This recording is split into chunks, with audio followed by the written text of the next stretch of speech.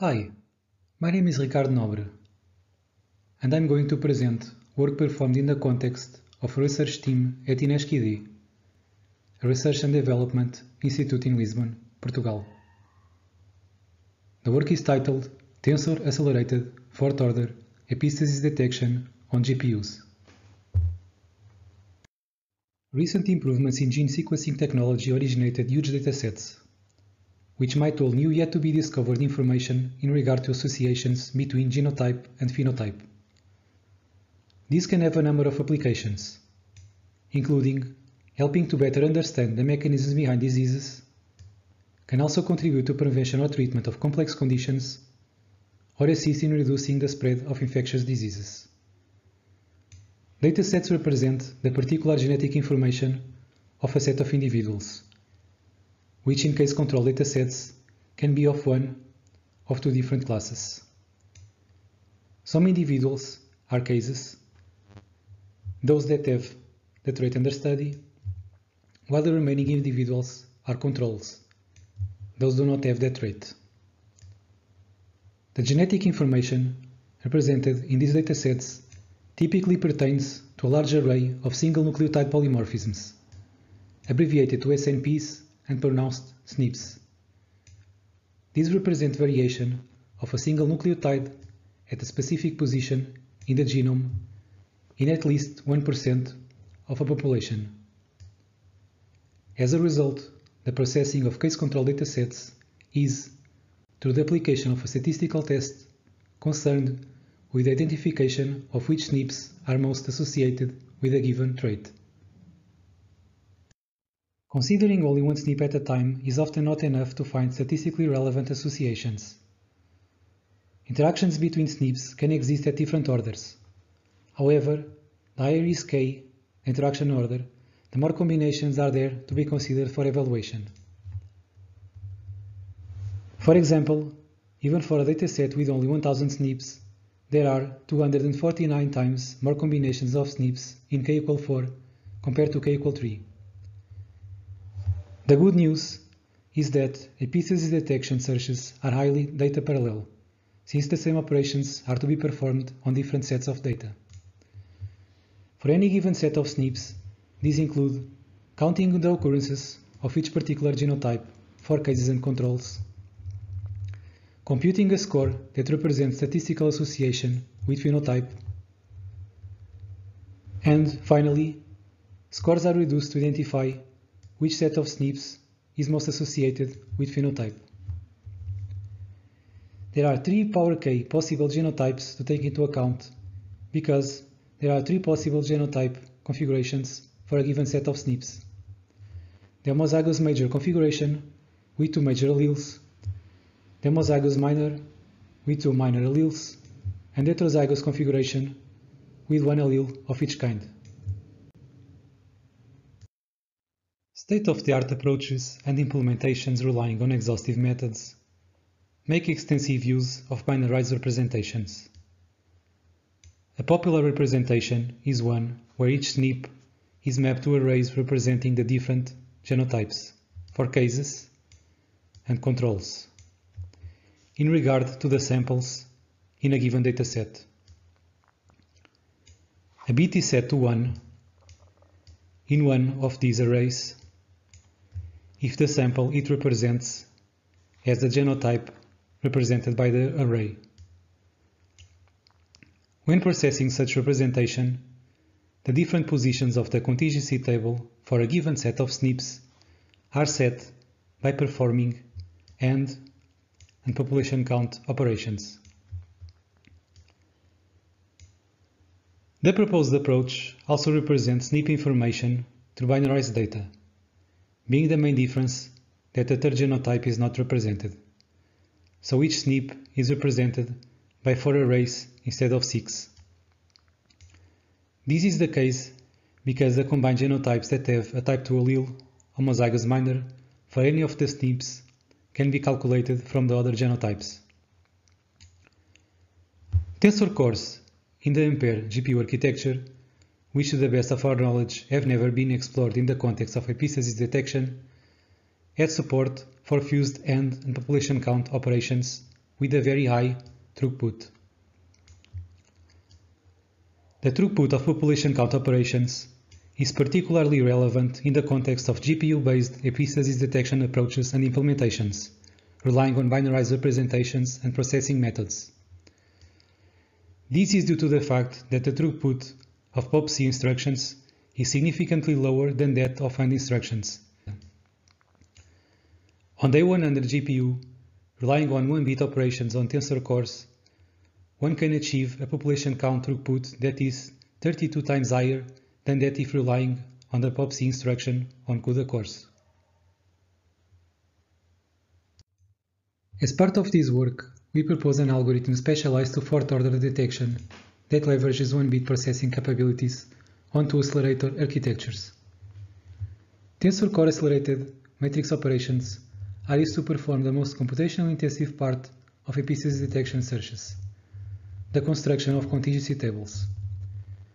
A given epistasies detection search is accomplished through the execution of multiple evaluation rounds, each combining 4 blocks of SNPs.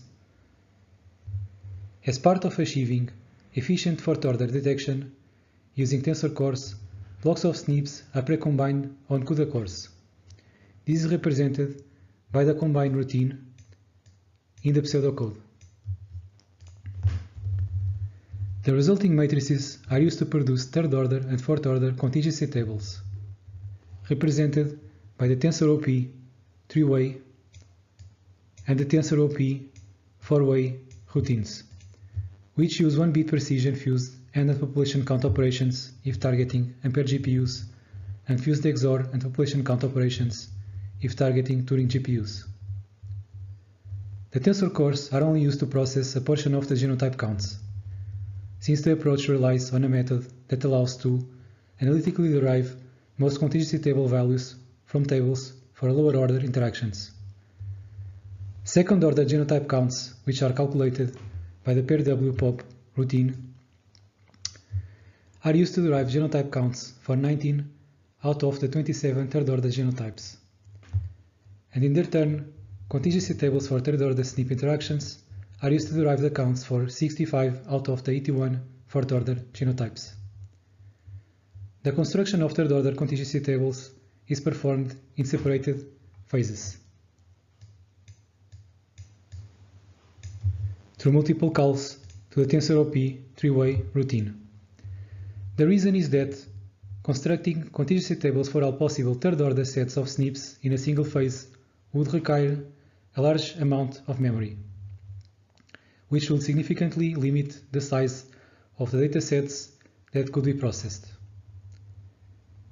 The arithmetic operations that implement the derivation of genotype counts from those for lower-order interactions are performed as part of the apply_score routine.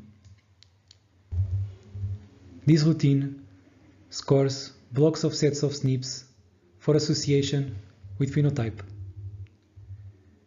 Notice that a significant amount of complexity is abstracted from this pseudocode. Take a look at the paper for an in-depth explanation on how contingency table values are derived from lower-order interactions and on how compatibility with Turing has been achieved. In order to evaluate the proposed approach, experiments have been performed on 3 different systems. System S1, which has a Turing GPU, the Titan RTX, System S2, which has an Ampere GPU, the A100, and System S3, a multi-GPU system with 8 A100 GPUs in the SXM4 form factor. In order to exercise the approach, different dataset shapes and sizes have been considered as part of the experimental campaign. Being the main metric of interest, the number of combinations of SNPs processed per second, scaled to the sample size in order to allow for comparisons between executions with different dataset sizes in regard to n, the number of samples, and to facilitate comparing with related work. The experiments also consider the effect of the use of different block sizes and concurrent execution of evaluation rounds. Overall, combining the use of a 32 SNP block size with concurrent processing of evaluation rounds resulted in highest performance. And as expected, processing more SNPs and processing more samples tends to increase performance due to achieving a better saturation of the GPU resources. In the case of the number of SNPs, part of the performance increase is also due to the fact that, for the use of a given block size, the smaller is the amount of SNPs to process, the higher is the relative amount of evaluations of repeated sets of SNPs, which impacts negatively on the achieved epistasis detection performance. For most dataset dimensions considered, the use of a 32 SNP block already allows to achieve high throughput at the tensor cores, even if not concurrently executing multiple evaluation rounds. Thus, the use of a block that is larger than needed results in a drop in epistasis detection performance due to a significant increase in wasted computations. The A100 achieves close to 3 times higher performance than the Titan RTX GPU, which is explained by the extra computational resources, particularly in regard to tensor cores, and by the fact that higher efficiency has been achieved on the tensor core accelerated matrix operations in the case of the A100 GPU. This resulted in significantly higher tensor tera operations per second having been achieved in the case of the A100 GPU in relation to the theoretical maximum calculated at boost frequencies. Also worthwhile to mention is the fact that for the A100 GPU, the use of XOR and population count achieves similar performance as the use of AND and population count, which means that the interoperability layer incurs in a small overhead. A performance of up to 835 teraquads of SNPs per second, scale to sample size, has been achieved when using the full HGX A100 system. This performance has been achieved processing a dataset with 4096 SNPs, which represents a significant increase in the amount of combinations to process in relation to datasets considered for execution on the single GPU systems. Overall, high scalability has been achieved, with 1.98 times, 3.79 times and 7.11 times speedups having been achieved with 2, 4 or 8 GPUs. This is in part the result of the use of a multi-GPU parallelization strategy that dynamically schedules workload to avoid instances of idle GPUs. Please take a look at the paper for more details on how the multi-GPU parallelization has been implemented. The performance on one GPU on the HGX system is higher than that of execution on the single GPU system with A100 GPU, System S2, which is due to the fact that the SXM4 variant of the A100 GPU is allowed to achieve higher frequencies. We compare the achieved performance with that reported on related work that also relies on binarized representations of data and bitwise operations to perform fourth-order epistasis detection. The performance metrics are directly taken or calculated from values on the corresponding related work papers.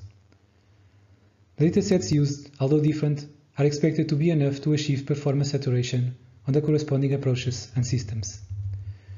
Compared with BTPI, a CPU-based approach for tackling fourth-order searches using modern multi-core CPUs, the proposed approach achieves significantly higher performance. This is to expect given the highly data parallel nature of the problem. In fact, the proposed approach achieves higher performance than any other approach using any type of device. It is faster than AGDACC, an FPGA-based approach, and faster than a SQL-based approach that targets both CPUs and GPUs. Compared with the SQL-based approach, execution on the same GPU achieves close to 12 times higher performance. Naturally, execution on the A100 GPU achieves even higher performance.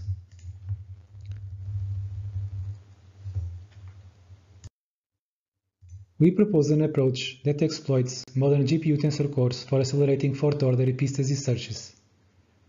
Evaluation on single and multi-GPU systems, which achieve the performance of up to 835 teraquads per second, scale to sample size, demonstrates that the proposed approach is faster than any other approach using exhaustive methods. It exploits the use of fused AND and population count operations introduced in Ampere GPUs, being compatibility with Turing addressed through a low overhead interoperability layer. Finally, ongoing work includes targeting additional computer nodes, exploring other types of devices, and extending the work to higher-order interactions.